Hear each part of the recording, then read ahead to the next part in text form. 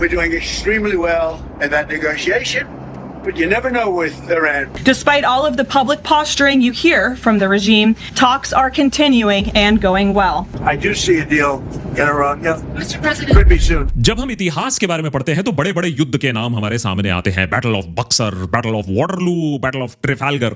America में 50-100 साल बाद जब स्टूडेंट्स अगर वहां पढ़ाई तब भी करेंगे तो इस जो ईरान अमेरिका बैटल के बारे में जब बात होगी तो शायद इसे बैटल ऑफ क्लाउन्स बोला जाएगा, क्योंकि एक देश के तरफ से तो जोकर और क्लाउन्स ही इस पूरे युद्ध को चला रहे हैं। इस युद्ध का कारण क्या है, इस युद्ध का अंत क्या होगा, इस युद्ध को चलाने के लिए क्या किया जा रहा है, सब क्लाउनबाजी जोकरबाजी ही चल रही है। एक महीने से हम इस युद्ध को ट्रैक कर रहे हैं और हमारा दिमाग फिर रहा है कि क्या इन लोगों में थोड़ा सा भी सेंस नहीं है, क्या थोड़ी सी भी ह्यूमिलिटी नहीं है, क्या थोड़ा सा भी दिमाग नहीं लगाया जा रहा है इस युद्ध को लड़ने के लिए, क्या कोई स्ट्रेटेजी नहीं है।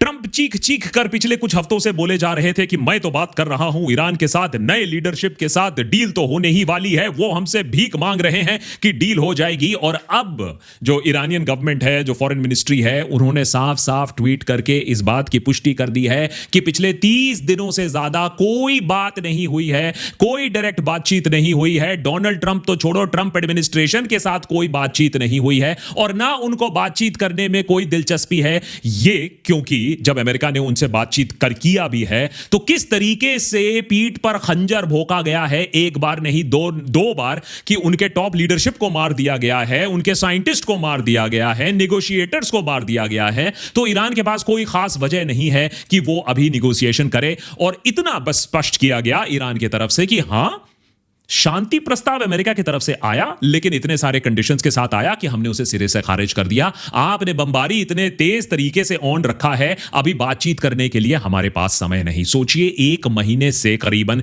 ट्रंप पूरे दुनिया को झूठ बोलते आए हैं कि मेरी बातचीत चल रही है, जबकि अपने आप को शीशे में देखकर वो बातचीत करते आए हैं। अब आप इसे डिल्यूजनर बोल लीजिए, अब आप इसे क्रिमिनल बोल लीजिए, लेकिन दुनिया के साथ एक धोखा किया जा रहा है। ये पूरा का पूरा एक क्लाउन शो चल रहा है, सिर्फ अपने मतलब के लिए, अपने पैसे कमाने के लिए स्टॉक मार्केट को मैनिपुलेट किया जा रहा है। लेकिन शांति वार्तालाप जो की बात हुई है, पीस टॉक्स की जो बात हुई है, वो अभी तक नहीं की गई है और इस बात की पुष्टि अब ईरान ने कर दी है।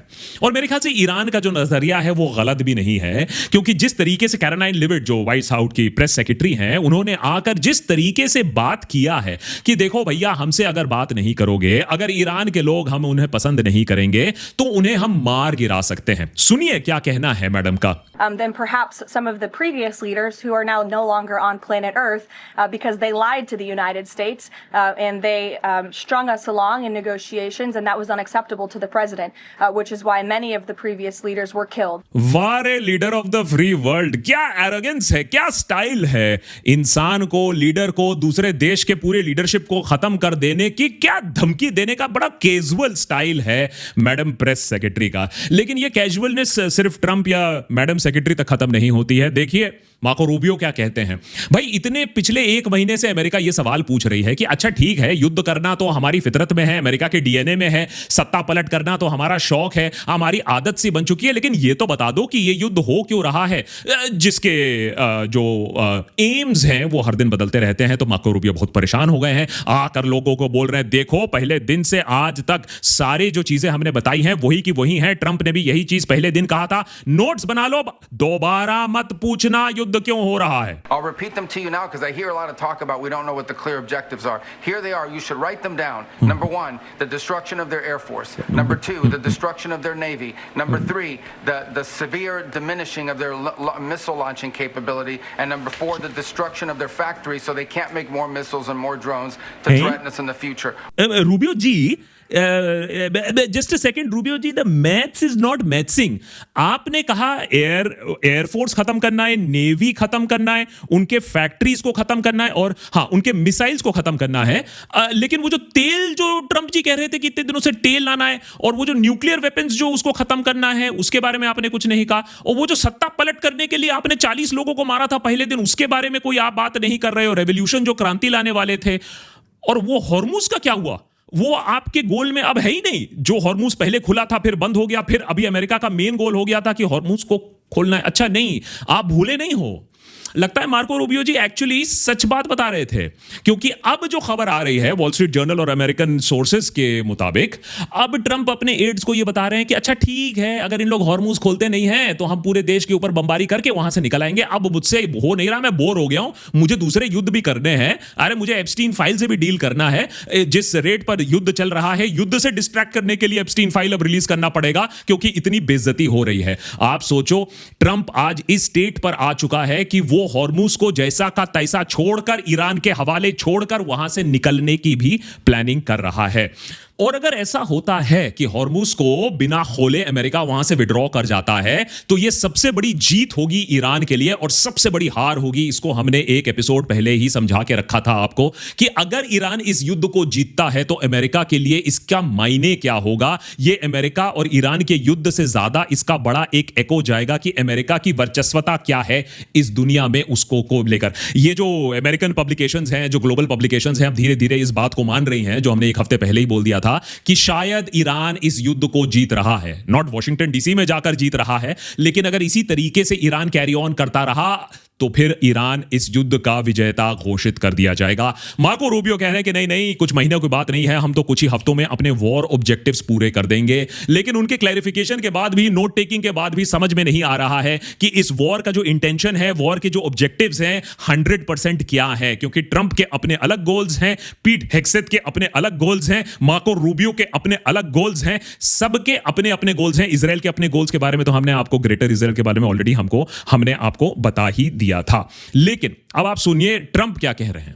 ट्रंप पहले कह रहे थे कि मैं तो बड़ा सरप्राइज था, अरे ईरान को इस तरीके से गल्फ कंट्रीज के ऊपर अटैक क्यों करना चाहिए था, बिल्कुल नहीं करना चाहिए था। हां पापा, आप बताओगे कि ईरान को किस पर अटैक करना चाहिए, किस पर अटैक नहीं करना चाहिए। तो पहली बात तो है कि ये जो जोकरगिरी चल रही थी, जो सर्कस चल रही थी, उन्होंने सोचा नहीं था कि ईरान इस तरीके से अटैक करेगा गल्फ देशों पर।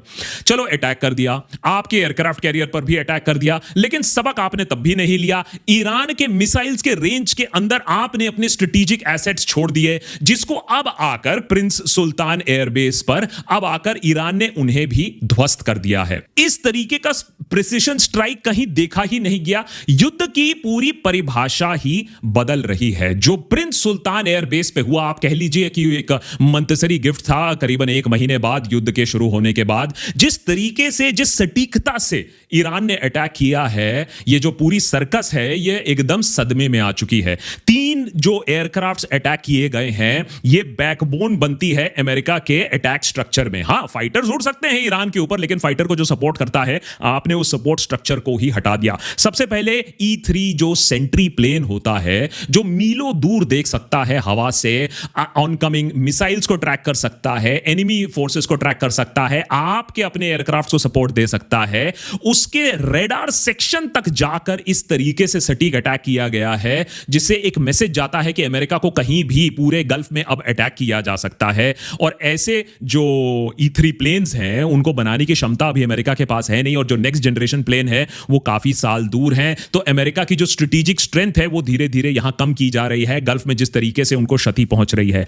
KC-135 टैंकर्स तो उनके पास बहुत है, लेकिन KC-135 अगर टैंकर्स इसी तरीके से नष्ट होते रहेंगे तो फिर अमेरिका की जो फोर्सेस है उनको रिफ्यूल कौन करेगा। ये जो बड़े बड़े जेट्स हैं, जो मल्टी-मिलियन डॉलर जेट्स हैं, उनको रिफ्यूल करने की क्षमता अमेरिका के पास और भी ज्यादा कम हो जाएगी। और सबसे खास प्लेन जिसको अब ईरान ने टारगेट किया है वो है EC-130H कंपस कॉल। ये 5 ऐसी ऑपरेशनल सिर्फ एयरक्राफ्ट्स हैं अमेरिका के पास, और उनमें से अब बोला जा रहा है दो की तो एक तो क्षतिग्रस्त हुआ है और दूसरा अच्छे तरीके से डैमेज हुआ है। ये ऐसे हाईटेक इलेक्ट्रॉनिक वॉरफेयर प्लेन्स हैं जो आपके दुश्मन को डेफ डम ब्लाइंड बना देते हैं, उनकी इलेक्ट्रॉनिक कम्युनिकेशंस को जैम कर देते हैं। लेकिन अभी तो खैर लग रहा है डेफ डम तो अमेरिका ही बन रहा है, जिस तरीके से उसने सबक ना लेकर पहले अटैक हुआ उनके एयरक्राफ्ट कैरियर पर, उनके बेसिस पर, लेकिन तब भी उन्होंने अपने हाई वैल्यू एसेट्स को ऐसे खुले में छोड़ दिया। लगता है चाइनीज ने और रशियंस ने उन्हें एग्जैक्ट कोऑर्डिनेट सप्लाई करके, चाइनीज बाइडू से एग्जैक्ट कोऑर्डिनेशन और गाइडेंस से ये शहीद ड्रोन ने अपना काम करके दिखाया, वो भी $20,000 में। वैसे जैसे मैंने कहा कि ये तो क्लाउनगिरी चलती रहती है। अमेरिका ने तो यही नहीं बोला है कि इब्राहिम लिंकन पे या जेरल्ड ऑड फोर्ड पर अटैक हुआ था, और मैं मजाक नहीं कर रहा हूं जब मैं कह रहा हूं ये वॉर ऑफ क्लाउन्स है। तो एक तरफ तो ट्रंप की बयानबाजी तो चलती ही रहेगी, लेकिन दूसरे तरफ देखिए पीट हेग्सेथ, सेक्रेटरी ऑफ वॉर, भैया डिपार्टमेंट ऑफ वॉर चलाते हैं ये आजकल एट वॉर है, नहीं ईरान के साथ तो है ही है, at war with his own reporters हैं, क्योंकि रिपोर्टर्स ने ऐसी तस्वीरें छाप दी जो कि उनको अच्छी नहीं लगी। अब भैया फॉर्मर फॉक्स एंकर रह चुके हैं, इनको अपनी शक्ल से थोड़ा ज्यादा ही प्यार है, इतना प्यार है कि भैया प्रेस ब्रीफिंग करने से पहले बाकायदा मेकअप वगैरह बाल बनाकर आते हैं, क्योंकि इनको हीरोगिरी झाड़ने का काफी शौक रहता है। तो इन्होंने अब फोटोग्राफर्स को बैन करना शुरू कर दिया है कि तुम मेरी अच्छी फोटो नहीं लेते हो, हम तुमको पेंटागन में आने से, ब्रीफिंग्स में आने से ही बैन कर देंगे। और अब ये नए कंट्रोवर्सी में आ गए हैं। पता चला है फाइनेंशियल टाइम्स के रिपोर्ट के अनुसार इनके जो ब्रोकर हैं युद्ध से ठीक पहले डिफेंस स्टॉक में इन्वेस्ट करना चाहते थे, ये जानते हुए कि युद्ध शुरू होने वाला है। ये होता है आपदा में अवसर ढूंढना, ये होता है प्रॉफिटियरिंग फ्रॉम वॉर। ये एक्चुअली एक क्राइम है, इसके लिए इनकी नौकरी जानी चाहिए। इसीलिए आज अब बहुत हकफकाए हुए हैं। फाइनेंशियल टाइम्स से बोला जा रहा है ये रिपोर्ट आप इमीडिएटली वापस लीजिए।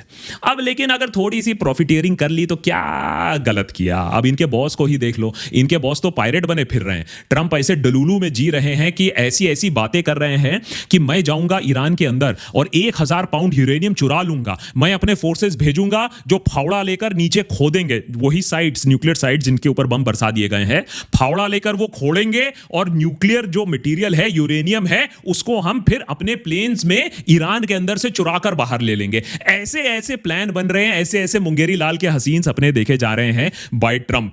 और दुख की बात तो यह है कि इस सब के बीच में, ये सब बयानबाजी के बीच में जो कि काफी मीडिया में हाईलाइट होता है, उसके बीच में ईरान पर जिस तरीके से बमबारी हो रही है, उनके सिविलियन इंफ्रास्ट्रक्चर पर जिस तरीके से बमबारी हो रही है, 1 लाख के आसपास सिविलियन इंफ्रास्ट्रक्चर पर अटैक हो चुका है। स्कूल्स पर जिस तरीके से अटैक हुआ हमें मालूम ही है। अब ईरान की मेन यूनिवर्सिटी को भी क्षतिग्रस्त इस तरीके से कर दिया गया है। तो अमेरिका कोई स्ट्रेटेजिक बॉम्बिंग नहीं कर रहा है, अंधाधुंध बॉम्बिंग कर रहा है, क्योंकि जो असली आर्मामेंट्स हैं ईरान के, वो माउंटेन्स के नीचे एकदम सेफ है, उनको पेनिट्रेट नहीं किया जा सकता है। ये हार्डेंड ग्रेनाइट के नीचे बंकर्स बना के रखे हैं ईरान ने, इसीलिए अमेरिका अपना आपा खो रहा है इस समय।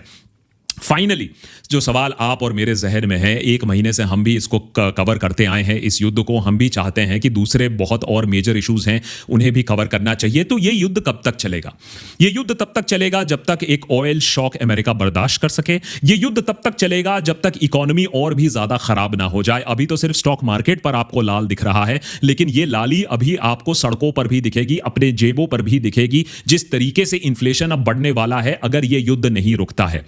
$200 प्रति बैरल तेल का अब आंकड़ा बनाया जा रहा है, मॉडल्स प्रेडिक्शंस बनाए जा रहे हैं। 100 और 100 से 15 के बीच में तो अभी तेल की बात चल रही है। सोचिए 1 महीना और ये युद्ध चला तो क्या होगा। इसीलिए बार बार ट्रंप एडमिनिस्ट्रेशन बोल रही है हम अपना काम बहुत जल्दी कर लेंगे, कोई यहां इतने महीनों सालों के लिए बैठने के लिए नहीं आया है। ये ईरान नहीं है, ये इराक नहीं है, अफगानिस्तान नहीं है, यहां हमारी स्ट्रेटजी बिल्कुल अलग है। वो स्ट्रेटजी क्या है इस पर आप मुझसे मत बात पूछिए, क्योंकि ये शायद ट्रंप को भी नहीं मालूम है। लेकिन एक चीज जो इस युद्ध का परिणाम डिसाइड नहीं करेगी, अंत डिसाइड नहीं करेगी, वो है जाने। जाने जितनी भी बिछ जाए, कम से कम मिडिल ईस्ट में किसी को फर्क नहीं पड़ता है, लोगों को दुनिया भर में भी फर्क नहीं पड़ता, अमेरिका को भी फर्क नहीं पड़ता है।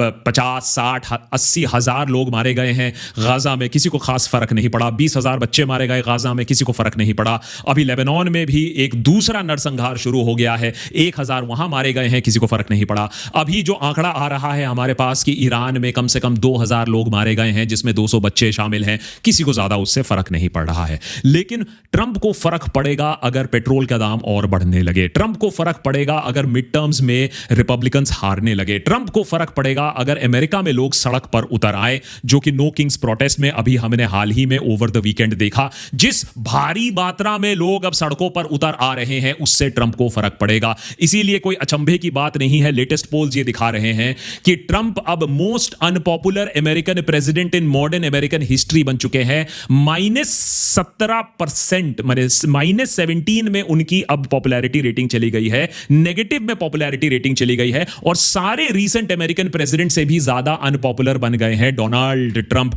जिनको अपनी पॉपुलैरिटी खैर बहुत ज्यादा ही पसंद है। तो शायद इसको देखते हुए यह पागलपन थोड़ा रुक जाए। और जब पागलपन कर ही रहे हैं, उसकी बात कर ही रहे हैं, तो इजराइल के बारे में भी 2 सेकंड बात करना बहुत जरूरी है, क्योंकि इजराइल ने वो कर दिखाया जो नाजी जर्मनी ने भी नहीं किया था। नाजीज ने तो कंसंट्रेशन कैंप चुपचाप चलाया था, दुनिया से बचा बचा कर चलाया था, आंखों की शर्म होकर चलाया था। लेकिन इजराइल अब जो करने वाला है वो दुनिया के सामने कंसंट्रेशन कैंप्स चलाने वाला है, क्योंकि इजराइल ने एक ऐसा लॉ पारित कर दिया है जिसमें जो वो कहें पैलेस्टीनियन टेररिस्ट, वो कोई प्रोटेस्टर भी हो सकता है, उसे अब मौत की सजा सुना दी जाएगी बाय लॉ, बाय कंपल्शन आप बोल सकते हैं। और इसमें 99% कन्विक्शन रेट भी होगा। ये जो लोग हैं ये अपने संसद में इस लॉ के पारित होने के बाद सेलिब्रेट कर रहे हैं, और इसके पीछे जो मेन आर्किटेक्ट है वो है बेन गवीर। बेन गवीर वो इंसान है जो इतना हार्डकोर है, जो इतना एक्सट्रीमिस्ट है कि उसे आईडीएफ में भर्ती नहीं मिली। सोचिए, इजरायली सेना में उसे भर्ती नहीं मिली क्योंकि उसका कन्विक्शन हुआ था एक टेरर रिलेटेड केस में। आज यही convicted person in Israel in a terror case संसद में बैठा हुआ है और ऐसे जेनोसाइडल लॉज पास करने की कोशिश कर रहा है। कोशिश नहीं, अब तो सक्सेसफुल हो गया है, जो सिर्फ पैलेस्टीनियंस को पनिश करेंगे। और टेररिस्ट तो कोई भी हो सकता है, किसी ने एक पत्थर भी फेंक दिया वो भी टेररिस्ट है, किसी ने आवाज उठा दिया वो भी टेररिस्ट है, बच्चों को भी टेररिस्ट घोषित कर दिया जाता है। 10,000 ऐसे बंदी हैं अभी इजराइल में, इनको मौत के घाट अब शायद उतार दिया जा सकता है, और पूरी दुनिया बैठकर ये तमाशा ही देख रही है। तो उधर इजराइल में अपना ही एक खेल चल रहा है। अंत में मार्च का पूरा महीना निकल गया, स्ट्रेट ऑफ हॉर्मुज अभी भी बंद है, ईरान अभी भी न्यूक्लियर बॉम्ब्स बना सकता है, यूएस अभी भी इन्फ्लेशन फेस कर रहा है, उधर चाइना और रशिया मुंद मुंद मुस्कुरा रहे हैं कि भैया उनको तो पैसे मिल रहे हैं, उनको तो और भी पावर मिल रहा है, इन्फ्लेशन ऊपर जा रहा है। और यूएस के जो बेसिस थे, जो उनका शक्ति का प्रतीक था, अब वो सुनसान पड़े हुए हैं, वो लायबिलिटी बन गए हैं। ये है ट्रंप का विनिंग, ये है ट्रंप का खेल, ये है ट्रंप का सर्कस जो एक महीने से अब चलता आया है। मार्च का महीना पूरा खत्म हो चुका है, और ये इंसान इतने दिनों से पूरे दुनिया को बेवकूफ बनाता आया, कहा कि मैं हूं पीस प्रेसिडेंट, मैं शांति लाऊंगा, कमला हैरिस ही तुम्हें युद्ध में ढकेल देगी, मुझे वोट करो, मैं तुम्हारे प्रोस्पेरिटी के लिए काम करूंगा, फिजूल के वॉर्स में नहीं घुसूंगा। यह है सच्चाई जो अमेरिका को अब देखना चाहिए कि उनका कितना बड़ा तरीके से काटा गया है और कैसे अमेरिका को एक सर्कस बनाकर छोड़ा है इन जोकर्स ने। सुनिए, and thanks for watching. I am the candidate of peace. I am peace. Under Trump, we will have no more wars. No more wars. No more wars. We will have prosperity and peace. We will have prosperity and we will have peace. Remember, I'm the president of peace.